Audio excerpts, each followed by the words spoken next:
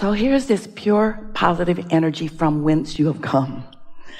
This pure energy that is love, that is knowing, that is stability and confidence, that is pure positive energy, in that no resistance that you could discern from your physical environment. In other words, it's a purity. It is a pure, non-diluted, non-contrasted, not slowed down in any way, therefore powerful vibration. This is the energy that creates worlds.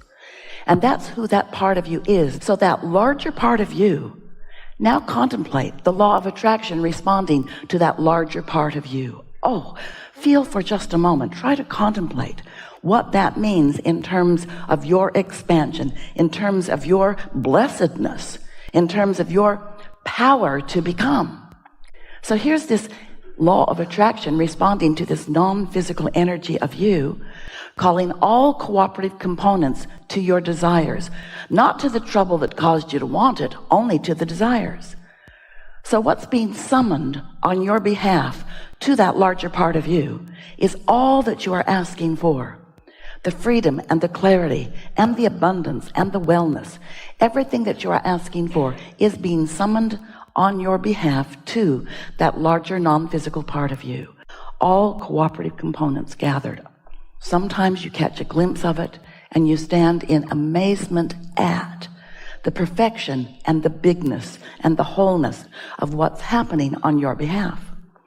The question that this forum wants to ask of you and answer, to the degree that you can let it in: how cooperative are you in your componentness? Are you a cooperative component, or do you stand as a vibrational holdout, defending where you stand in your defiance of well-being? Of course I want more money, if I could only get more money. Everyone wants more money. Don't be stupid about that. Of course everyone wants more money. I want more money. But where is the money? Money just does not come to me. Money has not been coming to me. There is no money. And we say, that's the way you hold yourself in vibrational defiance of the money that's being called. The cooperative components are being gathered. Are you one? Not right then. It's all right. We like your eagerness of life. Oh, he's not telling you that. He's just saying be respectful of those around you. Well, you know what? You can say anything you want here in this room. And he can too. So if he tells you to be quiet, he can do that too. Isn't it nice that we are all here together? In this room, no one will throw you out. There will just be a lot of people that want to. But they will be in resistance of their own well-being. And you will be the teacher that helps them to know that you get to do what you want to do, and they get to feel about you the way they want to feel about you. But can you imagine the chaos if everyone did that? We're glad it's only you here today. And now we would like to tell you to shut up.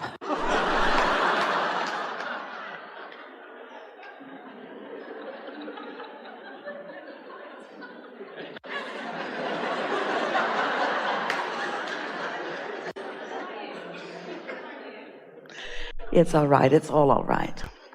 So as we're playing together here today, it's our desire that we can help you to feel the pure essence of your well-being. We want you to find that feeling place that allows into your experience what you want. Esther it was a wonderful experience for her. She was standing with a group of a lot of people to board an airplane in Barcelona the other day.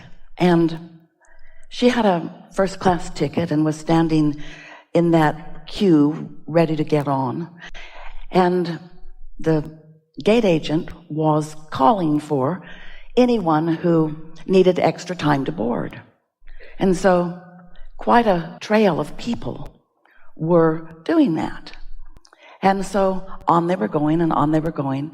And the boarding had been delayed. And so everyone had been standing in the area, hundreds of people. It was a big aircraft for quite a while.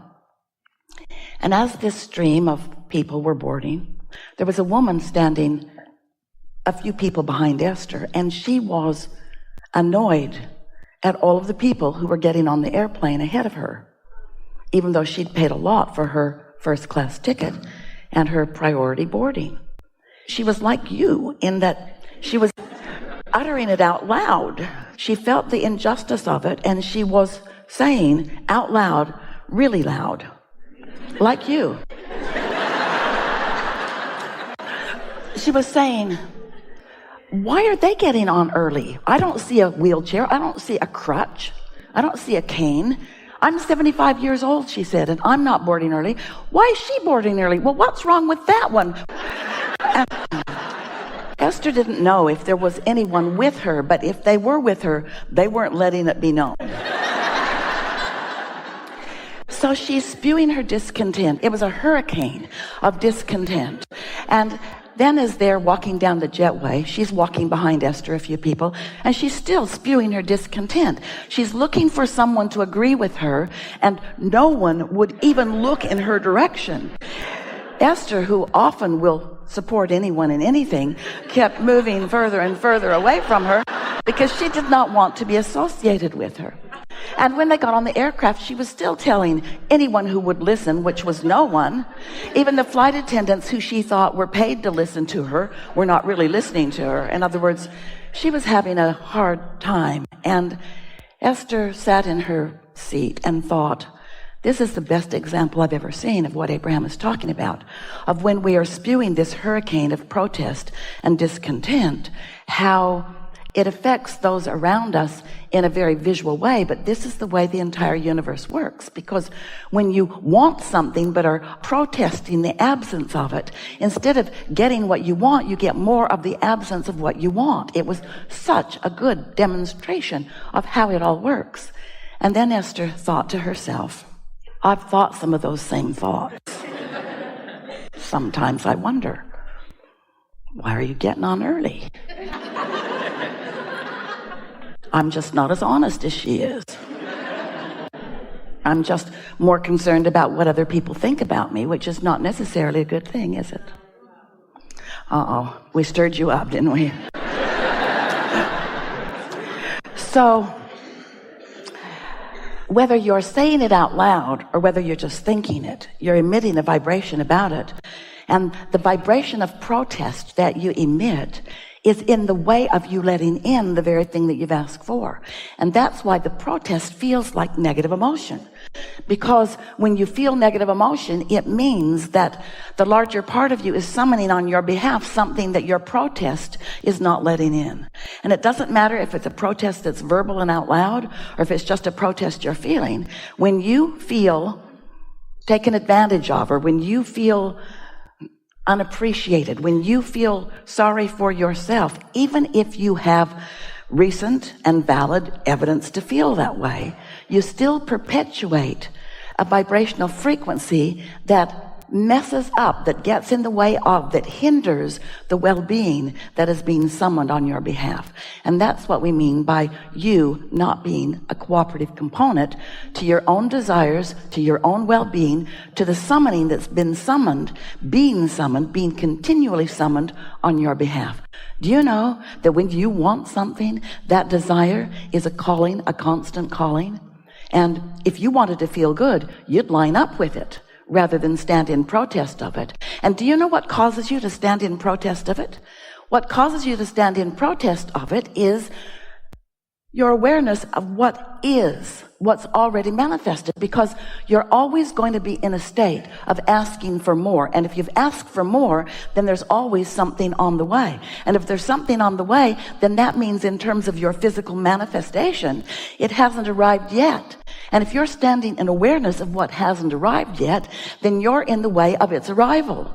You're slowing it down, and that's why you feel impatient. That's why you feel protest. That's why you feel that something's gone wrong. In fact, the very negative emotion that you feel is the strongest evidence that you have that something is coming to you that you've asked for. And at the same time, you're not letting it come. Why? Why aren't you letting it come? And the answer is because you've been not letting it come for so long. And why is that? Because you are so enamored with the manifestations that surround you, because you mistakenly think that that's who you are and that is life, or that that's all there is to life. when what is manifested is old news. Because what's active and what's becoming and what's now and what is your current point of attraction is happening over here in your vibrational reality.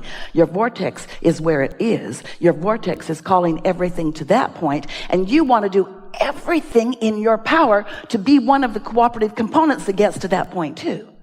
You don't want to be the vibrational holdout. You don't want to be the one who's so sure of how much money you've got in the bank that you don't let any more in.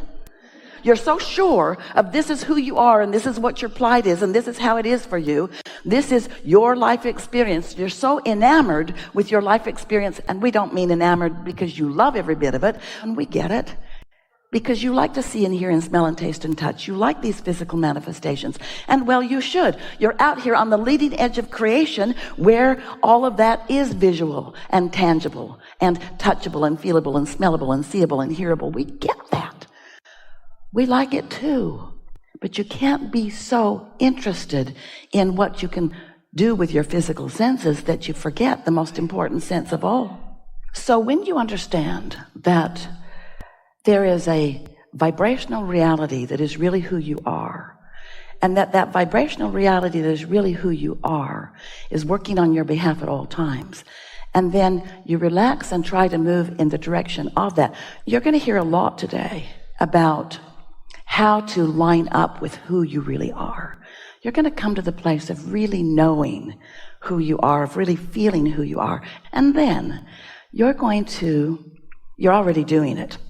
But even more, you're going to have the delicious experience of witnessing your thoughts turning to things, your thoughts turning to the things that you've been describing. And we like that when your thoughts turn to things. We really like it. Oh, nothing is more exhilarating than to be on the brink of those manifestations, and then to be in such a conscious state of awareness that you recognize it in all of its nuances as it unfolds into your experience. Oh, there's nothing more delicious than being out on the leading edge of thought. That's why you are out on the leading edge of thought. But you want to tend to the vibrations that aren't quite on the leading edge, because if you don't tend to the vibrations that aren't quite out on the leading edge, then you never get to experience the deliberate leading edge creation. Everybody's creating, and everybody's creating in a leading edge way. It's just that a lot of people are creating a lot of things that they don't wish to create. And we call that creating by default. We call that creating by default. So today here, we want you to know, this is important. Just take a minute and take this in. Your inner being knows where you stand in your physical body in relationship to everything that you want to be. Your inner being knows that where you want to be and where you are, and knows the path of least resistance for you to get there. Better words, the path of least resistance. The path where your resistance is. The path of least resistance. The path where the least resistance of yours is. The path that you are most likely to allow yourself to find what you want in spite of yourself. And in time, you won't be in the way. So things can still work out for you even though you are in the way. But, when you get out of your own way, by no longer being so aware of what is and being more ready to, hear the operative words, get out ahead of it. And what's it? Get out ahead of what has manifested, so that you're not holding what's coming to the standards of what's already manifested. Does that make sense to you? If you're so aware of what is, and what is produced a whole lot of more that you want, but you're so aware of what is, then even though source and the law of attraction and all that is in the process of bringing about what you've asked for, you don't let it happen. At least you don't let yourself be aware of it, because you're holding yourself in a frequency where you can't see it. So what you do as a deliberate creator is that you find a way to identify, isolate, calibrate your vibrational frequencies to what you want, so that it doesn't matter what you want is dominant, and what is will give way to what you want. That's how it works.